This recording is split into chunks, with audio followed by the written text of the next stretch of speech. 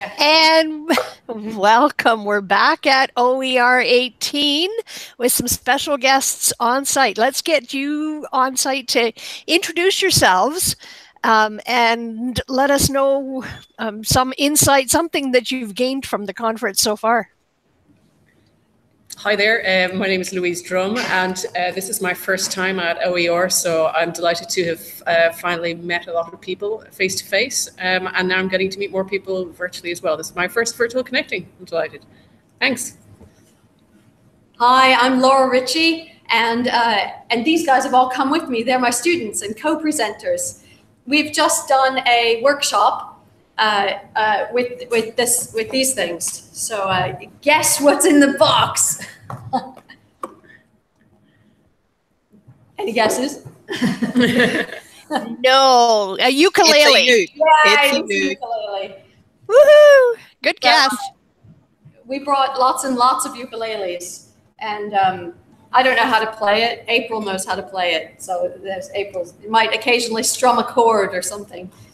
But it's a fun thing to do, to bring instruments to use at a conference. It's a metaphor. So we use music to talk about learning and connection and making a community. And it was quite fun. Our participants made songs, and we recorded it, and we will be sending out the link of the session. It wasn't live streamed, but we did record it. Oh, music in the open. Yes.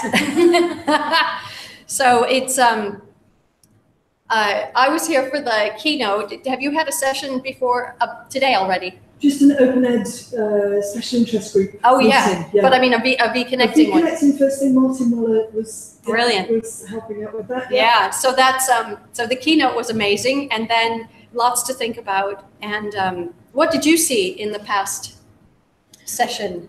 I didn't be connecting. Were you in? No, in I the past wasn't hour. in the no. Were you here for the past hour? You did something? No, I haven't been for the past hour. Oh, you've just arrived? No, I was presenting face to face. Oh no, that's what I meant. Yeah, you tell them about what you did. All right. Well, I was in the lightning talks, and there was I think there was 8 of us who gave. We were restricted to 4 minutes, and so there was a huge range of different things. I spoke about a quick lightning review of the literature and critical literature in relation to open education practices, and looking at the past 5 years, which doesn't seem like a long time, but actually it is, and there's been quite a lot of different debates going on, and I just wanted to capture a few things so we don't lose sight of it, and also just track where we are right now, and think about what might be the kind of things for the future we want to bear in mind. One of two of the other presentations that struck me, Ewan McAndrew from the University of Edinburgh spoke about Wikidata, and I showed a fantastic video about the Witchcraft project in Edinburgh, which tracked some of the awful things that were happening to women in medieval times. And the other one was the last presentation, which was about teacher attitudes in Mauritius to open education, and there was a whole host of other ideas in relation to pedagogy and how sometimes technology isn't necessarily the solution to some of the problems that were posed for those teachers. So I'm going to ask, your lightning talk, were they recorded, or your notes going to be posted openly anywhere? Mine are on my blog, and I've also tweeted about them as well. So I'm at Louise Drum with 2 M's, and go to my blog. My reference list is there, and I've also got some annotated slides there as well to just give you a background of what I was thinking. Excellent. Thank you so much. I'm just going to jump in here and introduce myself. So I'm Wendy Tallio, and at Wentail on Twitter. And I think this is the first time we've been virtually face-to-face, Laura. So it's fantastic to be here to see you and to see your students. And I'd love to hear a little bit more about the music, the uke, as an example of a way of learning. Do you guys want to say anything about how we use the ukulele and what they did? We mean in here or in America? Either, both. Yeah, so the background behind the session, these guys, I have an open education module basically where the students and who are signed up to the class, they co-design the curriculum with me. And well, actually they design the curriculum and I go along with them.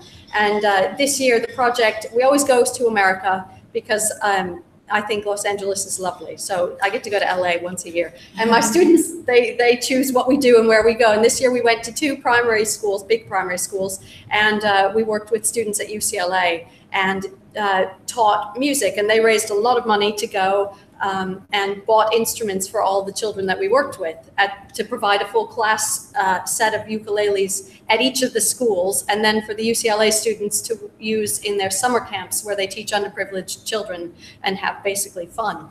But so that premise, one of the things that we talked about in the workshop is how, well, it's all about learning. So the project in the workshop was not to learn how to play the ukulele. It was to learn how to learn and learn how to work with one another. So, but we used what we did in the class as the basis, the foundation for it. So you guys can say more. Yeah, so when we've been in America, we it was a completely new experience to us. So it's much different to just being in a class with Laura and listening to, her giving us her experience of teaching and actually, standing up in front of the, kids, people, or whoever it is, and actually learn, letting them learn, applying that exactly.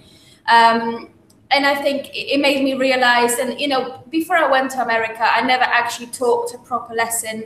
And I thought, I can't do it. I'm never going to teach people like classes, because I always, and myself personally, I always thought, I want to teach one-to-one, because I'm not very good at controlling, big classes, big amount of, people. But actually being in America, teaching, over 500 kids over 2 days period, I've realized that it's a practice. It's just a case of trying, putting yourself forward.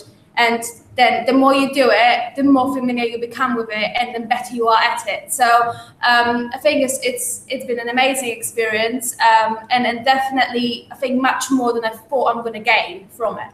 And I think it's pretty much similar, probably, yeah, for us all. Yeah. But I think it would be fair to say as well, coming to a conference, which is something you've never done. No. An academic conference, and facilitating a workshop. So while they ran the music part of the workshop, I was holding my laptop to video them. So, I mean, it wasn't something that I told them what to do or helped them in any way. Actually, it's probably distracting, if anything. But I don't think we've ever had a uke on virtually connecting. So come on, just a few chords or something. No, a little bit more. I couldn't hear. Can you play that out?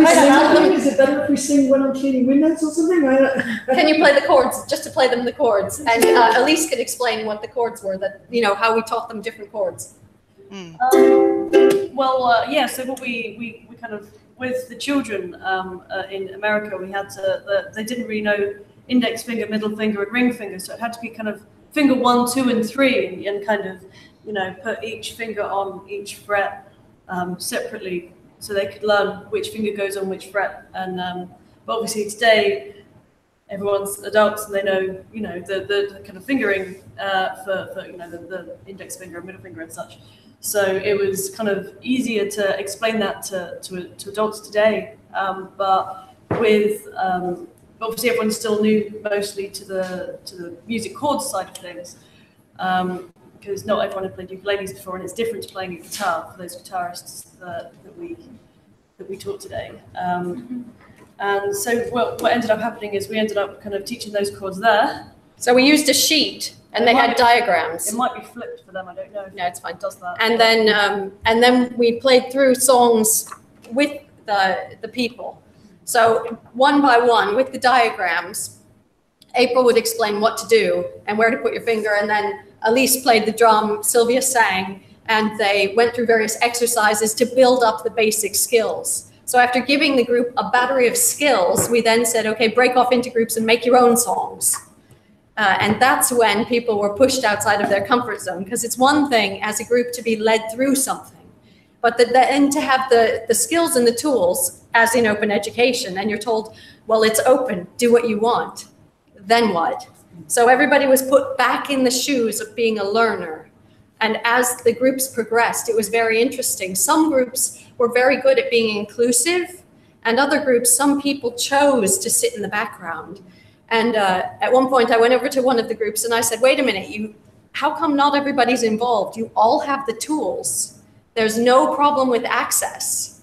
So it's the other side of the learning and teaching where it involves people, you know, and what happens if somebody's is shy, or somebody's worried, or they feel some social pressure, or they feel that actually in that group, ironically, it was the women sat quietly and the men took over. I said, why is this happening? And they said, actually, upon reflection at the end, we discussed it, and they said, you made me remember how it felt to be a little girl and to be taught to shut up when I don't know what I'm supposed to do.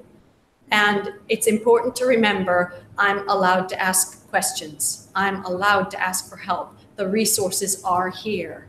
The learning is open for me. And then I reminded them, actually, these guys, my wonderful facilitators, were walking around, and for a while, nobody was using them. And I said, these are some wonderful resources here. Are you using all the resources? So then they did, and that was lovely. Yeah, I think, what is quite interesting to see as well is that no matter of age we are, we always have our comfort zones. And obviously when you're younger, they're different to when you grew up. However, seeing those people today in a conference room, being uncomfortable with doing something that, possibly for somebody else is as simple as just working with others, using resources they have.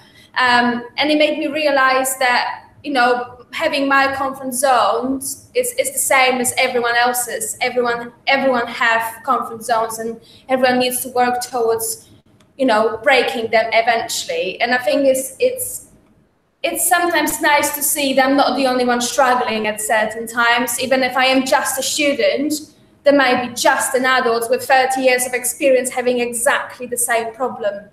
And that's just, not nice to see, but that's just, it's kind of giving me an experience and knowledge that I'm not the only one, basically. And obviously you didn't just come to this. How did you, like the course that you took with Laura obviously gave you some insights into how to do this with adults, with people with 30 years experience. How did that happen?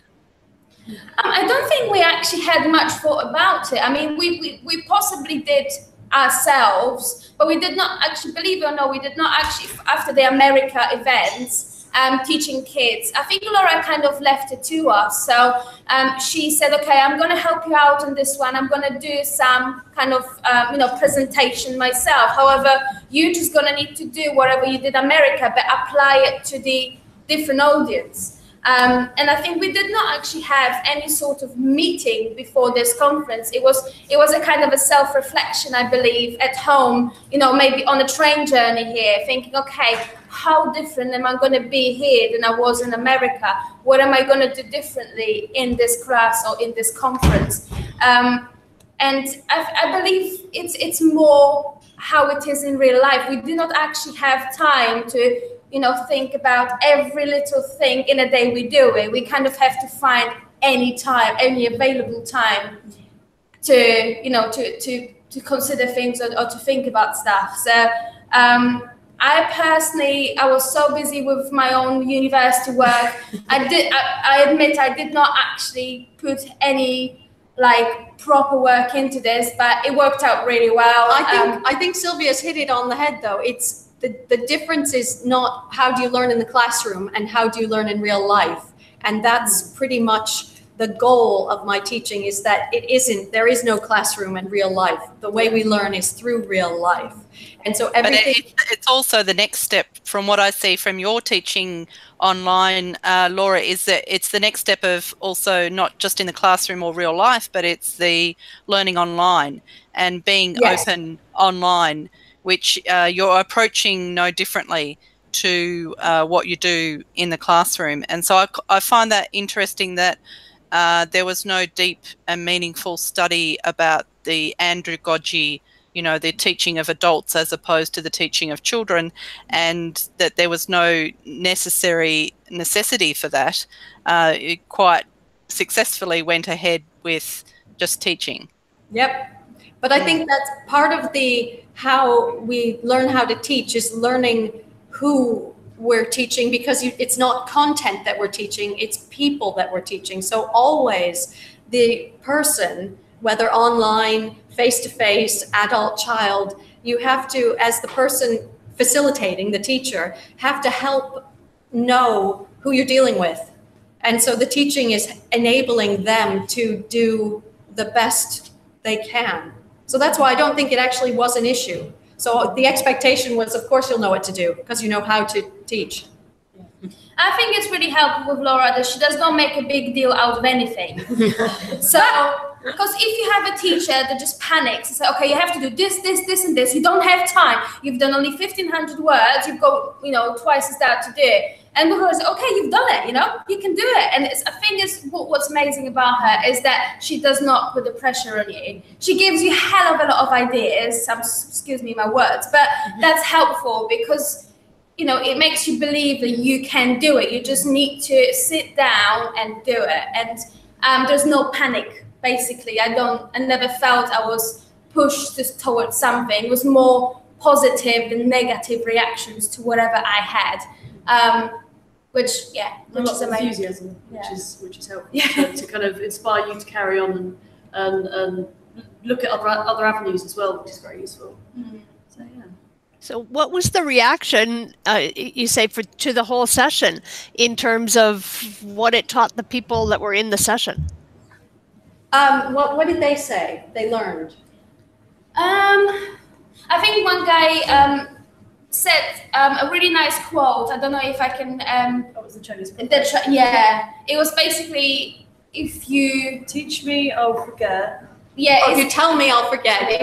What is it? If you show me, I might remember. And if you make me do it, then I will always remember. So it was a really nice quote. I really like that one. Which is very true. Yeah, we kind of taught them it, and then they had to then apply it to a new situation. So it's like, okay, we've got these chords, we know how to play some chords. How are we going to write a song with this? And what order are we going to put the chords in? Are we going to keep them the same as one of the songs, or are we going to adapt it to something else? Are we going to keep the words? Are we going to change the words? And it was just kind of a nice kind of melting pot of ideas of people just kind of applying everything together. Coming to a new thing, one of the things they didn't say explicitly, but watching them work on the songs, there were no rules. Because they didn't technically know, here's how you compose a song, here's the relationship of the chords, they were free to do what they wanted. And the end result was far more creative than if we had built walls and set confines and said, you can't do, starting with a can't. It was all you can. Yes, of course you can do that. Somebody else said that he couldn't play, he couldn't technically master the instrument at all. And he missed all the chords, every single one, even after they'd practiced and decided what to do. But he said he felt valued because he could contribute the words and the ideas. And that actually, without the words, you don't really have a song. And it's equally important. So that highlighted the importance of people and what they bring is not always what you see on the outside. And so the understanding who the resources were and what people brought to the group, realizing that was a very positive lesson people took away. Yeah, I think what is really interesting for me as well, I can say definitely after the last couple of months, is people are more scared of freedom than they are of the actual, the curriculum that is given. Like if I remember my, college years, and I've been taught it, I've been talked at, I can't remember a word. I can't say I remember any of my history, biology, or chemistry classes, but that's because I've never done it myself. I've never made myself to do things. Where when I came to university, I was told I'm free, you can do whatever you want. And I found it more difficult than it is for people telling me what to do, but I've learned more from that than I would have from just giving me a tasks. So I think that's definitely very beneficial. But seeing people in a conference, you know, being scared of freedom, it made me, you know, a little chuckle inside, because I was like, you know, you can do whatever you want. There's no right and wrong, but you're still scared of it, which is interesting, I think. I have a question for all of you in relation to how you see this maybe being transferable to other subjects. Do you think that the skills that you've learned as teachers and taking away those rules and giving students that kind of freedom, would you see that there would be other subjects who have rules, just the way music has rules, that you could kind of dispense with in order to get people started at a level which they feel they can be creative? Yeah, definitely. I mean, the last because in my journey at university, the first 2 years I was a musical theatre student, and I can say now, after being 1 year, 1.5 years on the teaching course, I've learned much more on the teaching course now, and I have learned on the musical theatre. And it's been amazing, the amount of things I have applied, as you just said, I've applied in my real life. You know, I've applied towards my siblings, towards my colleagues at work, towards my partnership. And there's just so much psychology behind it. There's so much more things I see on a daily basis than I had in the past, before I had those lessons, before I had those experiences. So yeah, definitely I can say I'm much more creative myself. You know, being put through to a different country for 2 weeks. You know, I came back, and I can say I've got much more courage on a daily basis to do anything than I have had before that trip.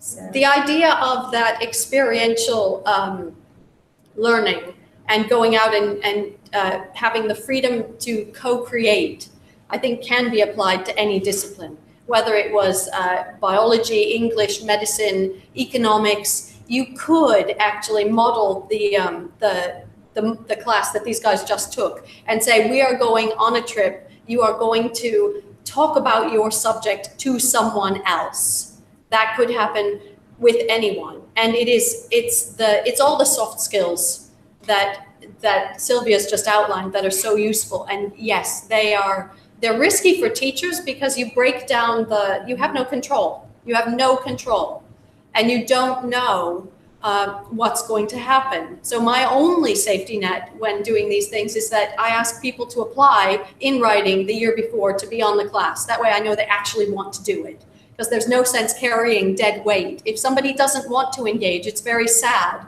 But this kind of project requires engagement. So it takes a lot of time from the teaching side, because you have to facilitate that belief that people can do things and actually integrate the real feeling of openness into everything you do, the teaching, the learning, and that has to transfer through into the delivery, so that, as you saw, they don't think about it. It wasn't a task. It was just, well, we're going to turn up and do this thing. But that, I do think it can apply to everything, and it would change radically, even if it was only a small session of where people go into their own communities and talk to people. And that still is an aspect of open and outreach. It would break down some of the implied boundaries that we have in institutions where we sit at tables and chairs in lectures, because those soft skills, we can't, you need them in life. You know, it's life. And I think as a human beings, we do need a kind of a set of achievements, you know, like if we just sit down in life and do nothing that we feel benefits us, we do not feel valued as much as we, you know, if you achieve something you've been scared of, if you achieve something you've been, you know, looking forward to for so long, it gives you a good sense of value to yourself. And I think that's important for anybody. So. I think I found with the lecture that, like, it was very different to normal ones where you stand, like, or like, you just sit on chairs and have to, like, watch someone talk at you and then hand in an essay. But this was like, we had to actually go out and do stuff, and I found that was a lot more helpful than like other lectures I've had. I've just forgotten everything, if I'm honest. But yeah, it was like, yeah, it was quite hard at times. Like I found it quite challenging personally because I'm not very comfortable with like talking to like big groups of people. So I found it helped me a lot with that. Yeah. So for each of you that are students of Laura's, can you think of one thing that you are going to take away from this conference or that you took away from the course? Like what's the top learning that you've gained from this experience? I'd say confidence, to be honest with you. Yeah, confidence is it's like even just going to America and teaching in front of the students. I felt like, how am I going to do this? I don't teach small children. This is and then we just kind of did it because it was part of the course and it's part of growth and stepping outside your comfort zone and we kind of just all embraced it and just did it and enjoyed it. It became it got to the end of the teaching. It was like, oh, I kind of miss it, and so it's quite nice to kind of do and it's made me, I always wanted to kind of, if I was going to teach, I'd teach secondary, but actually to make me reassess and think, actually, primary is an age group I would be comfortable teaching. I didn't think I would. And so having confidence to do that and work with younger children. And also when I then came home, I applied that to, I do some work in outreach with students from other schools in the area, talking about university and university life. And when I had to stand up and talk about, how I've got to uni and university life and what happens with that and the things that you can experience at university, I was a lot more confident and able to just stand up and talk about it and felt a lot more comfortable doing so. So I would say confidence is the one thing I've brought out of this module and today's conference and everything. So, yeah. April? It's great, we can see that. I would say the same thing actually, because like I found it difficult talking in front of people, but I find that like the more I do it, the less scary it is. It's kind of helped me a lot. Like in the first class I taught, like it was really hard for me, and I felt like unwell because I was so like scared. But as like it went on, I felt a bit better about it, and I think I've learned that like it's not so much of a massive barrier than I thought it was, because I was just like, I can't do this. Like I'm not going to be able to do this. So I think the more I do it, the easier it will get. So I think mine's kind of the same confidence thing. Well, look at me now. With me, I believe, I've always been confident, and I've not always been, but since I've done this course, I have had the confidence. So probably that's not something I have learned because I kind of already had it. For me, I believe it was more awareness, general awareness, what's going on around me. So because I had a confidence, I had to be aware of other people needing to do things, and letting other people talk, letting other people explore themselves as much. I wanted to help, but I had to have the awareness that there are other people around me that needs to do things. And what I think is also the fact that, awareness, like how different the cultures are, the fact that I can do it. I had the confidence, but I know now that I am good. I think I'm good at it, and I can actually contribute to communities. I can contribute to schools and people, hopefully students in the future. So it's given me a lot. It's hard to just pick one thing, to be honest. Yeah. I'm just totally rapt by all this. It's been absolutely amazing and so exciting to watch this happen from the other side of the table. Absolutely, very impressive. It's such an impressive group of students who clearly are inspired by Laura, and who wouldn't be. And thank you very much as well, Louise, for coming along and for interrogating people and adding to the richness of that discussion. But I'm very aware these guys need to be fed. Yes, I was just going to say it must be time for you guys to move on to the next spot. Can you give us a chord or two to exit? Oh, you play them out.